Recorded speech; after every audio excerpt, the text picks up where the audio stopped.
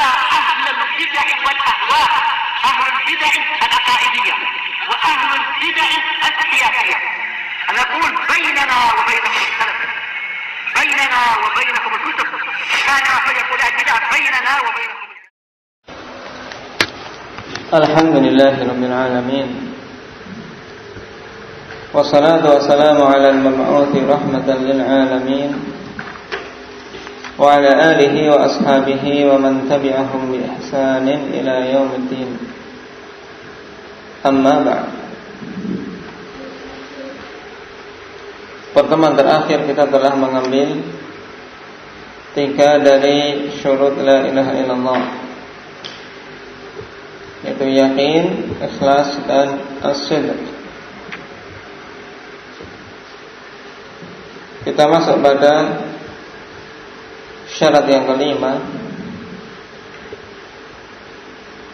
Qala rahimahullah, al-khamisu al-mahabbatu li hadhihi al-kalimah wa lima dalat alayhi was-sururu fi dzalik. Yang kelima adalah mahabbah, mencintai kalimat tersebut. Ya, wa lima dalat alayhi, dan mencintai apa-apa yang ditunjukkan oleh kalimat tersebut, ditunjukkan oleh la ilaha illallah. Berarti apa? Harus cinta terhadap makna dari kalimat tersebut, bahwasanya tidak ada sembahan yang hak kecuali Allah Subhanahu wa taala. Wasururu bidzalik, dan gembira dengan kalimat tersebut. Ai asyartul khamis al-mahabbatu li hadhil kalimah. Dimaksud adalah syarat yang kelima, yaitu mencintai kalimat tersebut. Yaitu kalimat apa? La ilaha illallah. Wadidduha al-karaha, dan kebalikannya yaitu al-karaha, kebencian terhadap kalimat tersebut. Qala wal mahabbatu amruha 'azimun wa khatbuha jasim. Dan mahabbah perkaranya adalah besar, dan kedudukannya khonifillah sangat penting. Bal innal ibadata mabniyatun ala thalathati usul. Bahkan sesungguhnya ibadah itu terbangun di atas 3 landasan utama. Jadi harus kita ketahui untuk kita wujudkan dalam ibadah kita semua. Menjadi landasan ibadah kita yaitu al-khawfu war-raja'u wal mahabbah. Rasa takut, rasa harap, dan rasa cinta. Kapan saja suatu ibadah fanifillah hilang darinya salah satu dari 3 landasan ini, maka akan timpang. Ketika suatu kaum beribadah kepada Allah Subhanahu wa taala hanya melandaskan pada rasa khauf saja, rasa takut saja, maka akan timpang, sebagaimana terjadi pada orang-orang Khawarij. Mereka beribadah kepada Allah hanya mengandalkan khauf, rasa takut, sehingga sedikit saja terjatuh dalam dosa mereka menganggapnya kafir. Ada kaum yang hanya beribadah dengan sisi roja, sisi harap saja, yaitu orang-orang Murji'ah. Ini juga sangat berbahaya. Akhirnya apa?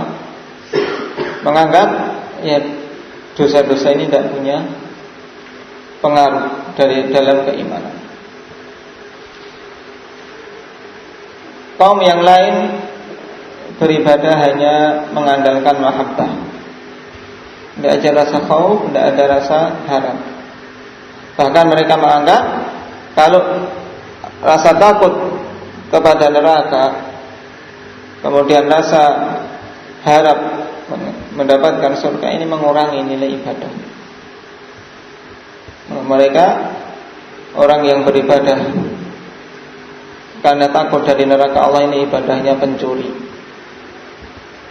Orang yang beribadah karena rasa harap mendapatkan surga ini ibadahnya pedagang. Kalau ibadah mereka mengandalkan rasa cinta saja. Siapa ini? Orang-orang sufi ya. Orang-orang sufi yang fanifillah hanya mengandalkan rasa mahabbah dan mencela mereka-mereka yang beribadah pada Allah diiringi dengan rojak dan khauf. Semuanya menyimpang. Adapun mereka-mereka yang bisa sempurna dalam ibadahnya sebagaimana para sahabat terbimbing di atasnya, yaitu ibadah yang dibangun di atas 3 hal ini: al-khawfu war-raja'u wal-mahabbah. Qala wal mahabbatu tanqasimu ila qismain. Dan mahabbah ini terbagi menjadi 2. Mahabbatun wajibatun wa mahabbatun mustahabbah. Rasa cinta yang wajib dan rasa cinta yang mustahab. Qala fal mahabbatul wajibatu hiya allati la yuhkamu li ahadin bi annahu muslim illa bil ityani biha. Ini harus ada. Kecintaan yang wajib yaitu kecintaan yang seseorang tidaklah dihukumi bahwasanya dia itu muslim kecuali dengan mendatangkan rasa cinta tersebut. Ini rasa cinta yang wajib, harus ada. Tanpanya tidak disebut muslim. Wa hiya mahabbatullahi mahabbatan tujibu fi'la ma aujabahu alaihi wa alzamahu bi. Yaitu kecintaan kepada Allah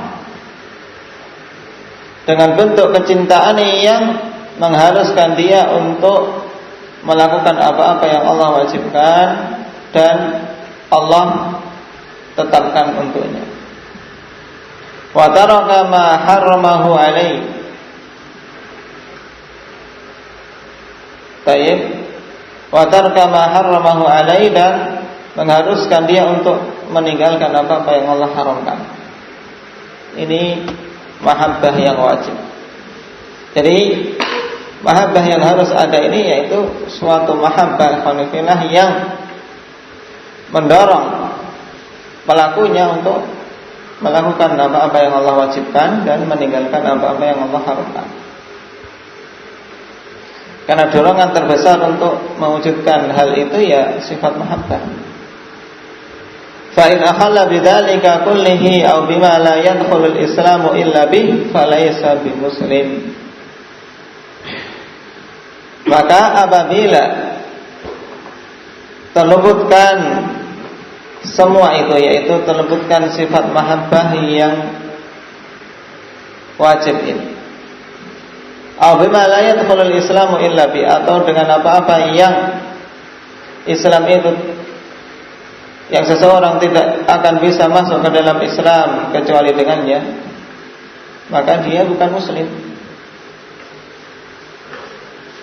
Ya, sifat mahabbah yang wajib ini tidak ada, sehingga dia tidak mau sama sekali melakukan amalan, maka tidak dikatakan muslim. Atau melakukan sebagian amalan tapi dia meninggalkan amalan-amalan yang seorang tidak dikatakan Islam kecuali dengannya, misalnya meninggalkan sholat. Amalan-amalan yang lain dia lakukan, tapi sholat dia tentang. Ini tidak muslim namanya. Wa intahawana bi ba'dil wajibat fayanqusu min imanihi ala hasabi dzalik. Dan apabila dia bermudah-mudahan atau meremehkan sebagian perkara-perkara yang wajib, maka berkuranglah darinya keimanan sesuai dengan kadar tahawun dia. Ya, sesuai dengan kadar peremehan dia terhadap perkara-perkara yang wajib tersebut.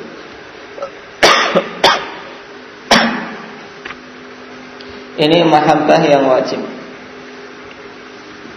Jadi intinya mahabbah yang wajib ikhwanillah yaitu suatu kecintaan yang akan mengantarkan pelakunya pada pelaksanaan hal-hal yang wajib dan meninggalkan hal-hal yang haram. Qala wal mahabbatul mustahabbah hiya allati taqtadil ityanu bima nadaba ila fi'lihi. bima nudiba ila fi'lihi wa hutsa alaihi. Dan mahabbah yang mustahabbah yaitu allati taqtadil ityanu bima nudiba ila fi'lihi, yang mengakibatkan pelakunya ikhwanillah yang memiliki sifat mahabbah tersebut ya, mendorong untuk apa? Al-ityan bima nudiba ila fi'lihi, untuk melakukan apa-apa yang dianjurkan untuk melakukannya, perkara-perkara yang sunnah. Wa hutsa alai, dan dianjurkan atau didorong untuk melakukannya, tapi bukan perkara yang wajib. Ini mahabbah mustahabbah. Karena yang pendorong utama seorang melakukan ibadah sekali lagi ya sifat mahabbah. Kalau tidak ada rasa cinta, tidak akan terdorong untuk melakukan ibadah-ibadah sunnah, salat-salat sunnah. Kalau hanya sekedar melakukan salat-salat tersebut karena malu dengan teman-temannya, ketika sendirian dia tidak akan melaksanakannya karena tidak ada rasa cinta. Ketika tidak disuruh, ketika tidak diingatkan, karena tidak ada rasa cinta terhadap perkara yang sunnah tadi, ya tidak akan melakukannya. Siapa saja mendapati demikian berarti sifat mahabbah, sifat kecintaan terhadap perkara-perkara yang Allah Subhanahu wa taala anjurkan tadi belum ada. Fala budda minal mahabbah li kalimatit tauhid. Maka mesti ada kecintaan terhadap kalimat tauhid ini. Wa lima dallat alaihi minal awamiri wa nahwiha, dan mesti cinta terhadap apa-apa yang ditunjukkan oleh kalimat tersebut yang berupa perintah-perintah dan yang semisalnya. Wasururi wal farahi bidzalik, dan mesti juga untuk gembira dan bahagia dengan kalimat tersebut. Qala madarul mahabbati ala ittiba'i sunnati Rasulillah sallallahu alaihi wasallam. Dan poros kecintaan itu ikhwanillah atas ittiba' terhadap sunnah Rasulullah sallallahu alaihi wasallam. Ini porosnya. Karena yang namanya mahabbah sesuatu di dalam hati, rasa cinta itu di dalam hati. Tapi ya, yang menjadi poros utama kecintaan sehingga menjadi tolak ukur. Karena kalau di dalam hati tanpa ada tolak ukur, ikhwanillah, semuanya mengaku cinta kepada Allah. Yang menjadi porosnya adalah pengikutan terhadap sunnah Rasulullah. Ittiba' dia terhadap Rasulullah ini harus ada. Kama qala ta'ala qul in kuntum tuhibbunallaha fattabi'uni yuhibbukumullah wa yaghfir lakum dzunubakum wallahu ghafurur rahim. Katakanlah, bila kalian mencintai Allah, maka ikutilah aku, sehingga Allah mencintai kalian dan mengampuni dosa-dosa kalian. Dan Allah itu adalah Ghafurur Rahim, dan yang Maha Pengampun dan Maha Penyayang hamba-hambanya. Lihat, Allah jadikan tolak ukur kecintaan kepada Allah yang benar kalau dia mengikuti Rasulullah. Makanya ikhwanillah yang menjadi poros ya, bagaimana dia meniti dan mengikuti serta meneladani Rasulullah SAW. Inilah hakikat orang-orang yang mencintai Allah, mencintai la ilaha illallah. Oleh karena itulah kita katakan pengakuan orang-orang sufiyah, mereka mencintai Allah, mencintai agama ini dusta belaka. Sebab kalau benar kecintaan mereka, mesti mereka akan mengikuti sunnah-sunnah Rasulullah SAW. Qala wa hadhihi al-ayatu tusamma ayatul mihnah. Dan ayat ini dinamakan dengan ayatul mihnah, ayat ujian. Ayat apa yang dimaksud dengan ayat ujian ini, Umar? Qul in kuntum tuhibbunallaha fattabi'uni. Kenapa? Li'anna Allah imtahana biha man ibta'a mahabbatah. Dikarenakan Allah Subhanahu wa taala menguji dengannya siapa saja yang mengaku-ngaku mencintai Allah. Faqad qala ba'dul mutaqaddimin rahimahullahu taala, ta'sil ilaha wa anta taz'umu hubbahu hadha la'amri fil qiyas syani'u law kana hubbuka sadiqan la ata'tahu innal muhibba liman yuhibbu muti'u. Dua bait syair yang bagus, alhamdulillah, ya, untuk mengetuk orang-orang yang berakal agar jangan sekadar mengaku cinta Allah saja.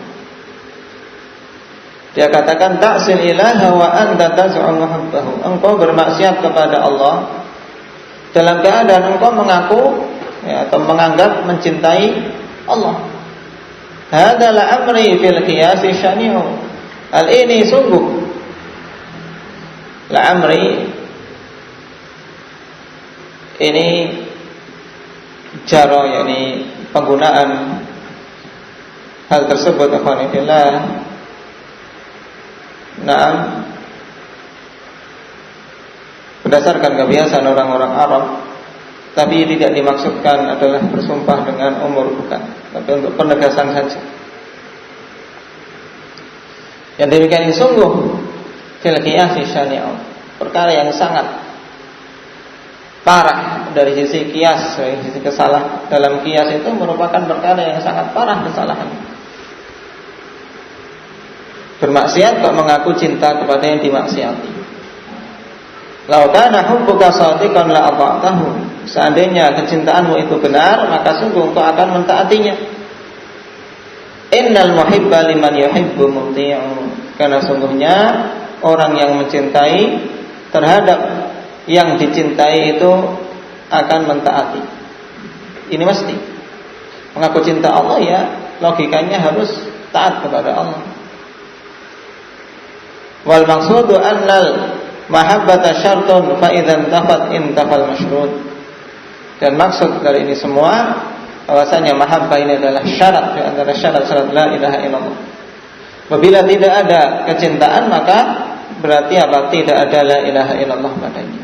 Intafal masyrut, yaitu la ilaha illallah pada orang tersebut berarti tidak ada.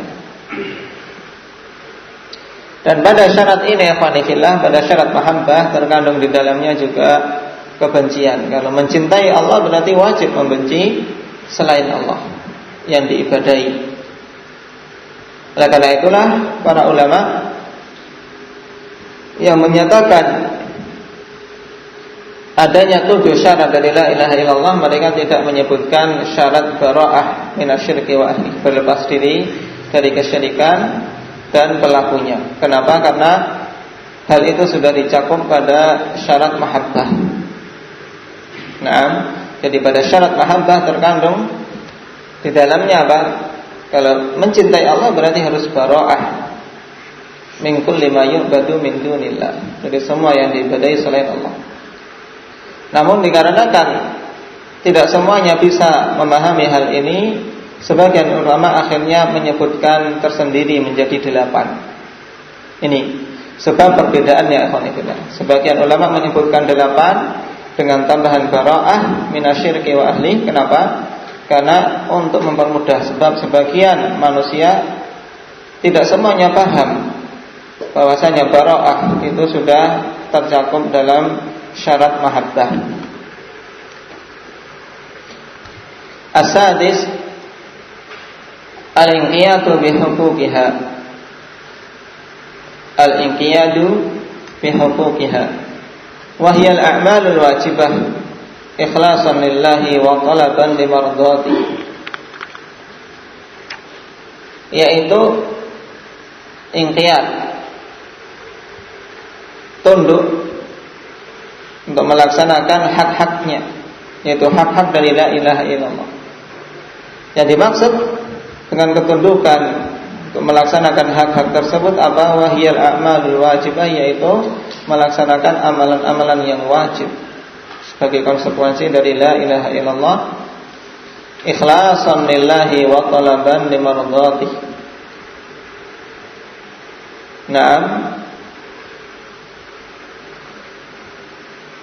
dengan landasan keikhlasan kepada Allah dan mencari keridhaan Allah Subhanahu wa taala. Ai asyaddu sadis al-inqiyad wa dhidduhu at-tark. Syarat yang keenam yaitu al-inqiyad, tunduk patuh untuk melaksanakan hak-hak la ilaha illallah, sedangkan lawannya adalah at-tark, meninggalkan dari melaksanakan hak-hak la ilaha illallah. Wal inqiyadu bi huquqiha huwal muhiqqu li anna katsiran mimman yad'i annahu ya'lamu ma'na hadhihi al-kalimah wa annahu mukhrisun wa musaddiqun wa mustayqinun idza umira bi amrin aw nuhiya an syai'in lam yanqad.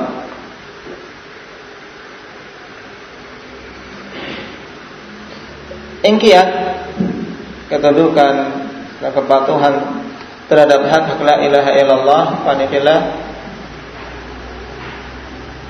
itulah hal yang menjadi penggerak atau penentu dalam masalah ini. Bukti dari semua syarat-syarat yang lain.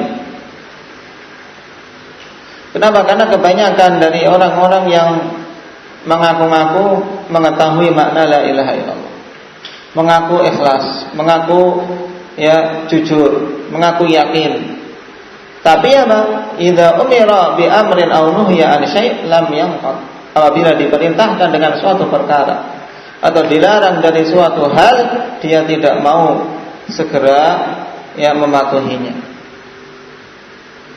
Sehingga inqiyad ini merupakan kunci penentu dan bukti yang paling nampak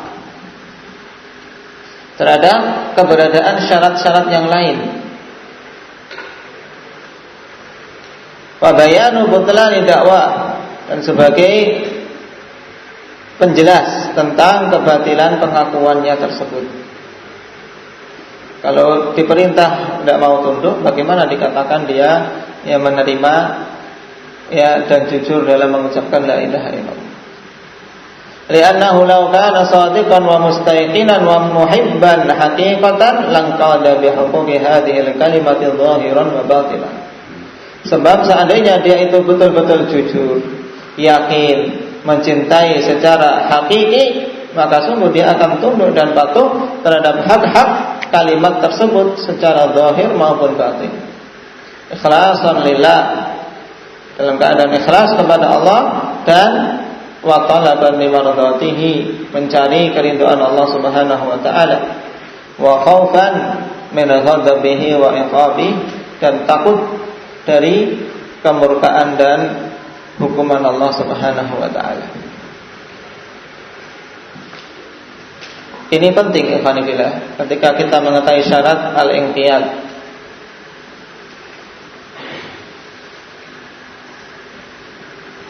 Setinggi apapun ilmu seseorang, kemudian pengakuan dia mencintai, kejujuran dan keyakinan terhadap la ilaha illallah, kalau tidak diwujudkan dengan amalan yang zahir, tidak akan diterima. Sehingga dari sini juga sebagai sebagai pembongkar kebusukan pengakuan orang-orang sufi pengakuan orang-orang sufi, karena kebanyakan wali-wali mereka malah orang-orang yang sama sekali tidak mau tunduk terhadap syariat Muhammad, sehingga sangat jauh mereka dari kecintaan terhadap Allah. Itu hanyalah talbis dari iblis terhadap mereka. Qala wa ta'ammal qissata Abi Thalib la'anahullah. Maka perhatikanlah kisah Abi Thalib la'anahullah. Fa innahu qad saddaqa bin Nabi sallallahu alaihi wasallam. Karena sesungguhnya dia telah membenarkan Nabi sallallahu alaihi wasallam, wa alima wa tayaqqana wa saddaqa ma wa alima wa tayaqqana saddaqa ma ja'a bihi. Dan dia mengetahui serta yakin tentang kebenaran apa-apa yang Rasulullah datang dengannya. Hal ini sebagaimana hadis Abi Hurairah rahimahullah dalam riwayat Muslim. Ketika di akhir-akhir kehidupan Abu Thalib diseru untuk mengatakan la ilaha illallah. Di antara alasannya apa? Wallahi laula anni lam akhsha an tu'ayyirani Quraisyun la aqrartu biha 'ainak. Laula an tu'ayyirani Quraisyun innama hamalahu 'ala dhalika al-jaza' la aqrartu biha 'ainak. Sungguh seandainya saja tidak khawatir orang-orang Quraisy akan mencela dia, bahwasanya yang menjadikan dia mengikuti Muhammad itu adalah kebencian terhadap agama Abdul Muttalib, maka sungguh aku akan membuat matamu berbinar-binar, yaitu menerima agama Rasulullah. Tapi kenapa? Karena tidak mau dicela, tidak mau tidak mau dikatakan oleh orang-orang Quraisy yang lain bahwasanya Abu Thalib membenci agama Abdul Muttalib, agama nenek moyang. Hal ini juga menunjukkan adanya keyakinan terhadap kebenaran Rasulullah SAW. Adapun bait syair yang dinisbahkan kepada Abu Thalib bahwasanya dia mengakui kebenaran risalah Nabi kita Muhammad SAW, maka bait syair tersebut dengan sanad yang mu'dhal, sanad yang terputus lebih dari satu. Nah, juga kisah dialog Abu Thalib dengan pamannya, dengan keponakannya itu Rasulullah SAW, yang masyhur di kisah-kisah para nabi, sampai-sampai dikatakan bahwasanya Abu Thalib dalam bait syairnya telah masuk Islam. Dan ini juga yang diyakini oleh sebagian orang-orang yang jahil, padahal semua itu tidak bermanfaat. Kenapa? Walakinnahu lam yaqad li awamirillahi ta'ala. Dia tidak mau tunduk terhadap perintah-perintah Allah Subhanahu wa taala, tidak mau meninggalkan kesyirikan. Falam yanfa'hu dzalika wa mahabbatuhu lah. Maka tidaklah bermanfaat baginya yang demikian itu, juga tidak bermanfaat kecintaannya kepada kalimah tersebut seandainya benar. Bal huwa kafirun musyrikun khalidun mukhalladun fi nari jahannam wa la iyadu billah. Bahkan dia itu kafir musyrik, kekal dan dikekalkan di neraka jahannam selama-lamanya, wa la iyadu billah. Illa annahu yukhaffafu anhu al-'adzabu bi syafa'ati Nabi sallallahu alaihi wasallam al-khassah li Abi Thalib. Kecuali dia itu memang diberi keringanan dari azab dengan syafaat Nabi sallallahu alaihi wasallam yang khusus untuk Abu Thalib fi takhfifil 'adzabi, faqat ada keringanan azab saja. Haitsu innahu hamahu wa zada anhu bi nafsihi wa ahlihi. Dikarenakan dia itu telah melindungi Rasulullah dan membela beliau dengan jiwa dan hartanya. Dan kisah Abu Thalib ini sampai-sampai dimasukkan oleh Syekh Muhammad bin Abdul Wahhab rahimahullah ta'ala dalam sittatu mawadhi' min as-sirah, karena padanya ibrah yang banyak. Di antara salah satunya kisah Abu Thalib. Dia sudah berjuang membela Rasulullah, berkorban jiwa dan hartanya, tapi ternyata tidak memberikan manfaat secara hakiki. Kenapa? Karena dia tidak mau tunduk terhadap agama Rasulullah SAW.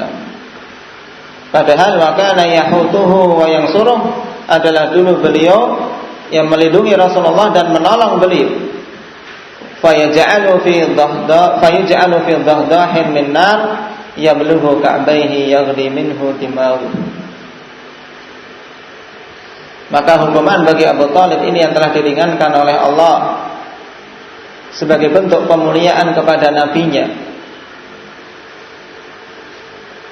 tayyib, yaitu dijadikan di bagian atas neraka jahanam, sehingga dia cuma terkena api neraka sampai ka'baih, sampai kedua mata kakinya. Namun dalam keadaan demikian, yaghli minhu dimagu, otaknya mendidih dikarenakan begitu panasnya. Bagian bawah yang terkena api sampai yang mendidih bagian otaknya dikarenakan panas api neraka. Dalam riwayat yang lain, la yara ahadan ashadda adzaban minhu. Dia tidak menganggap ada orang lain yang lebih dahsyat azabnya dari dia, padahal dia yang paling ringan. Nasallallahu al-afiyah. Ini pentingnya al-inqiyad, ikhwan. Fal-inqiyadu syartun fa idzan tafa syartu intafal masyru'. Maka kesimpulannya, inqiyad itu adalah syarat sebagai bukti atas semua atau semua syarat yang telah disebutkan di depan. Apabila tidak ada syarat ini, berarti apa? Intafal masyru', tidak ada la ilaha illallah padanya. Nasallallahu